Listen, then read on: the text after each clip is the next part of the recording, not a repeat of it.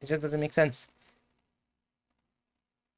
I mean, listen, in some case I understand the criticism of the current F1 regulations because of the super clipping, and also when F1 drivers push the qualifying. Because, for example, I think in race action, I think it's very good. You see overtakes, you see action, yeah, you see great things in terms of races. Obviously, some of the things that we don't like to see, obviously, with the, like I said, the Berman crash, etc., is not great. And also qualifying. Qualifying is, obviously you want to see F1 drivers pushing to the limit. You want to see F1 drivers, giving it everything in their qualifying lap to get that pole position. Not like, oh, let me protect because of the battery. That's a problem. And yes, listen, I don't think overtake is a big problem. Made a lot easier. Even though you hear quotes like Lando Norris, where he said, I think he didn't mean to overtake Lewis Hamilton, but that's because it's made easier. So you don't, No, no, no. sometimes I think what he meant. these drivers, let me finish. When these drivers, when they drive the cars, nowadays these cars, sometimes it's difficult to know how easier it is to overtake than it was before. Can I add something? I think what he means by was because these cars are running on software, or the batteries are running on software, and I think the teams are using some sort of like AI or some sort of automatic automate like basically AI. It's automatic. Sometimes that AI might give the driver more power than he know. He doesn't know that he has more power, but that AI might give you more power, so the driver accidentally overtakes someone. I think that's what he means. He doesn't mean like the overtakes are made easier. I think he means that sometimes this AI or this software that does this automatically might get you might end up overtaking when you don't want to overtake. I think that's what he means by that. So I don't think it's anything to do with the battery or the overtake mode or any of that Oh, malarkey on. Yeah. So that's I think that's yeah, that. yeah, I agree. I I I believe also see I about that. see these new regulations as having issues. Yes, the battery there is issues, but you gotta understand the entire car has changed. The fans, these new 2023 fans or 22 fans, these newer fans need to understand is these are totally new regulations. These are totally new regulations. The entire car has changed in 2022. The only thing that's changed was the actual chassis and the chassis of the car and the physical look of the car, the aerodynamics of the car. The package itself changed in and the engine remained the same from 2021 onwards.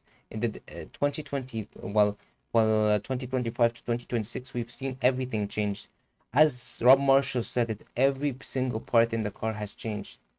So you gotta understand, there's gonna be issues. There's gonna be problems with where drivers are gonna say stuff like, "The car, I didn't mean to overtake him, but I didn't mean to overtake him. That's because this new software they're using that's because the entire regulation is new is is giving you more power than you know it.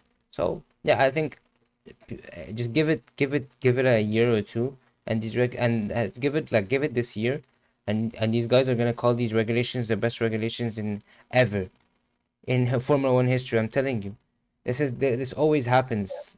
This always happens.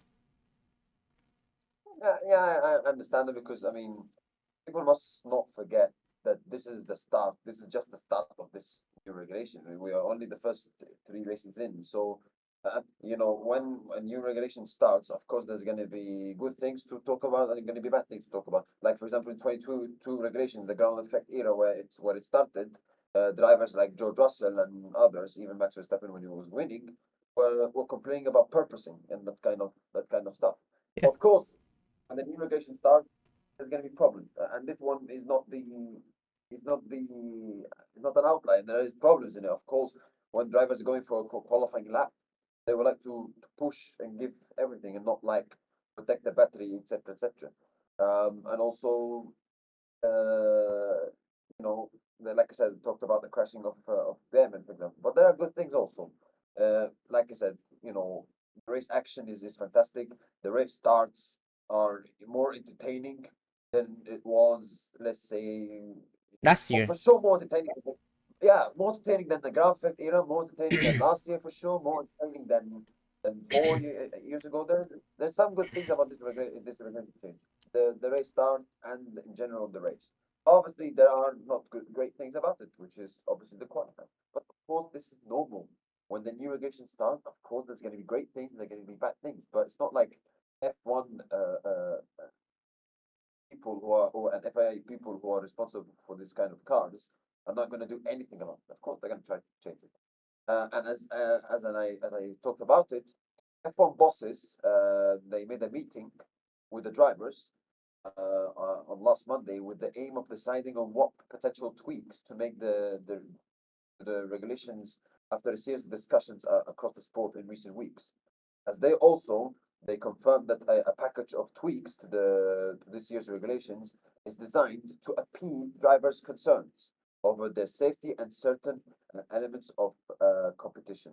And not only that, also the because Miami is a sprint weekend, the practice one is not going to be 60 minutes. It's going to be 90 minutes to help teams adjust, tweak in the new one rule.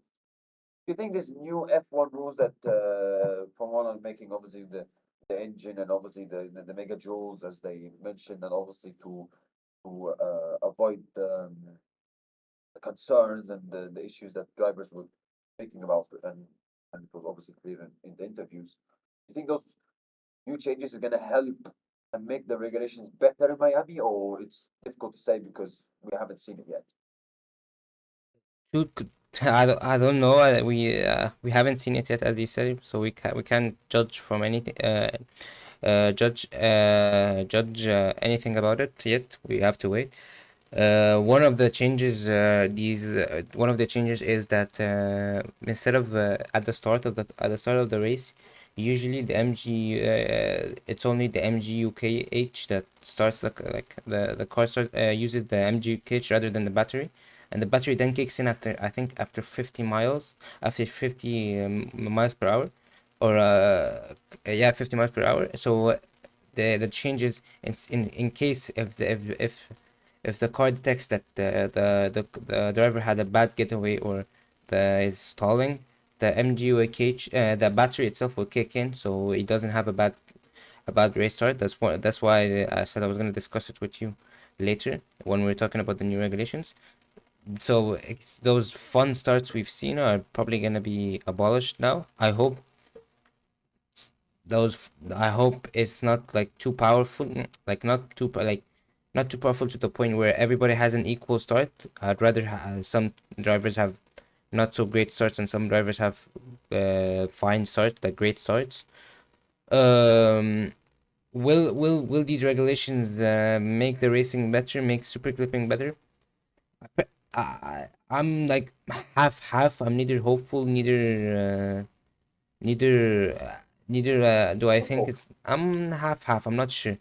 Maybe I've heard something regarding the super clipping, but I don't quite understand these changes that much. It went from like I've heard from 350 mega joules something something to 270. I don't know Yeah. what that change does. I don't know. Maybe charging is less. I'm guessing what they meant is that the charging is gonna be less. So there's less super clipping.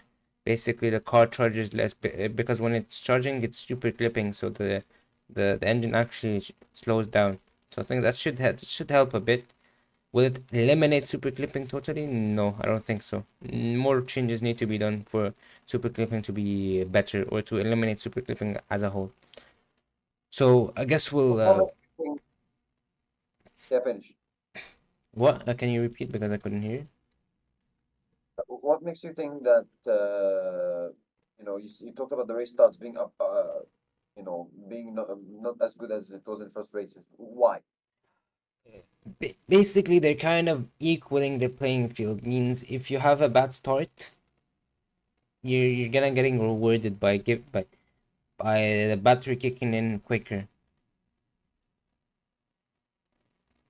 So yeah, Based that's from my understanding. Let me double check it because I'm not sure, but I think from my understanding is that the restarts, the battery will kick in earlier if you have a bad start, or it detects that you have a bad start. Yeah, I mean, I hope that doesn't happen. I hope the restarts keep being entertaining. That the most important thing for obviously all of us as Formula One fans is that they improve the other things, other aspects of the race cars, which is super clipping and all that kind of stuff. I hope race starts doesn't get Here, of course new super. here is new start assist mode for slower launching cars. I don't know what that means, but yeah. Here, it's called the new lower power start detection system, developed to identify car with abnormally low acceleration shortly after clutch release and a maximum power available through the boost in the race conditions. That's just so it's a new low power race detection start. I don't know what that does, but yeah, we'll have to again we'll have to wait and see. Uh, Again, same thing. We're gonna have to wait and see. I just yeah, I just hope that race starts Here, don't here. voice. I mean, hopefully qualifying I'll will be better. I'll Hopefully tell super you. clipping will be better. Okay, I'll tell you what it does. The lower power detection, the system will automatically. This is the name of it. The system will automatically deploy energy once low acceleration is detected. Engine energy counter resets at the start of the formation lap to prevent cars from not having any energy at the restart. Basically, as I said, basically it equals. I feel like I hope it doesn't make the start equal between every driver, but it does seem like that.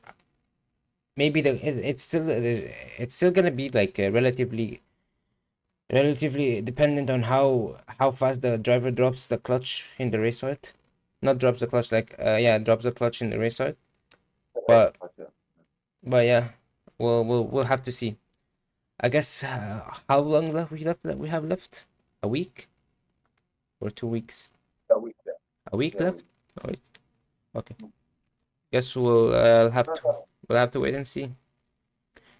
Yeah, we will see, find out, and hopefully things will be better. And hopefully after the race, after the qualifying, drivers will be in the interviews in the press conference saying, "Oh, changes are fantastic. They made a great improvement." So I yeah, bet you anything they'll say that. I bet you anything they'll try to like not because of their under PR or anything. Just to push the FIA to implement more changes. mm, Like because yeah, FIA said this is phase one of two phases.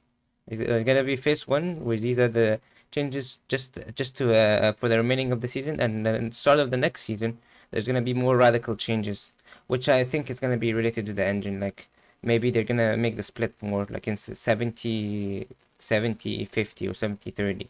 70% engine, like normal combustion engine, and 30% battery.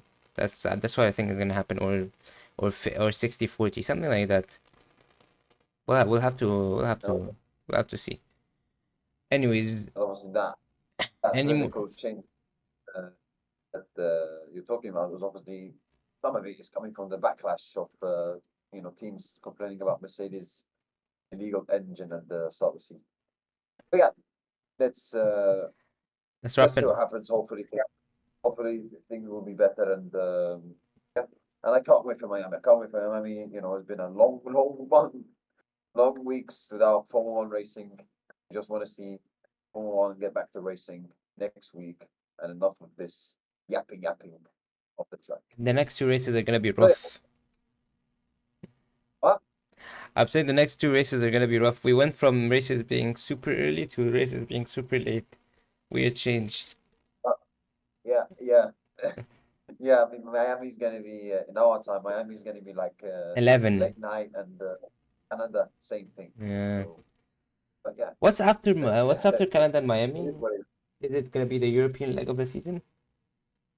So after Canada, there's Monaco, Yeah, Spain. so I said European leg of the season. European season is going to start on Monaco, and I think. Could be wrong, but I think it's going to be I think the 7th or 8th of June, something like that. So We'll yeah, have to wait and see. still Anyways, 2 months. any final Still 2 months. comments? No, thank you, Mohammed. Thank you, everybody. Thank you for tuning in to this podcast for this episode. See you next time. See you next week where we're going to preview the Miami Grand Prix and have a nice day. Have a nice. Bye Goodbye. bye.